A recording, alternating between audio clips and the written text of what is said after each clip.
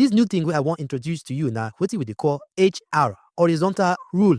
Now, horizontal rule will take the add lines between sections for HTML. Again, for CSS, you go fit do this one with different kind of style. But for now, for our HTML class, we go use this HR, add another HR to differentiate between the first and the second section. One thing where I want you know, I say HTML, no, they recognize white space. What will be white space? White space, all this space where they leave for our program. Let's say I press enter now, I press enter, I press enter, I press enter. You see that space don't there for my program.